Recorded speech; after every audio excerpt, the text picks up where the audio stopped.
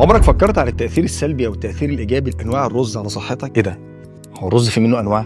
احنا نعرف الابيض والبسمتي بس. لا، انت عندك الرز الابيض العادي البلدي بتاعنا، وعندك البني او الاصفر بتاعه، نفس الكلام عندك البسمتي الابيض، وعندك البني او الاصفر بتاعه. خدها عندك قاعده، كل ما الحاجه يكون لونها اقرب للغمقان تبقى اقرب لشكلها الطبيعي. الرز البني او الرز البسمتي البني البروتين فيه زياده 12%، ازيد شويه من البروتين اللي موجود في الرز العادي بتاعنا، والبروتين عاده ما بيتحرقش، انما قبل ما يتبيض الرز بيكون فيه نخاله. النخاله او القشره اللي كانت عليه دي بتفضل موجوده عندي في الرز البني او في الرز البسمتي البني. تفرق عندي حاجه يعني عن العادي؟ طبعا. انت بتاخد الياف زياده 18%. لما بقول لك الياف زياده 18% يعني انت شلت 18% من السعرات اللي كانت موجوده فيه. يعني انت هتاكل وتقلل كميه سعرات 18% عن اللي كان موجود، في عكس السكريات. يعني بيننا وبين بعض كده بنشيله على جنب كده من الكالوريز بتاعتنا. خد كمان عندك اضافه لكده، الرز البني والبسمتي البني كميه فيتامين بي كومبلكس اللي موجوده فيه اكتر بكتير من اللي موجوده في الرز الابيض. يعني انت خدت فيتامينات اكتر، خدت الياف اكتر، اخدت كمان بروتين اكتر، وسعرات حراريه اقل. افتكر دايما ان صحتك اهم.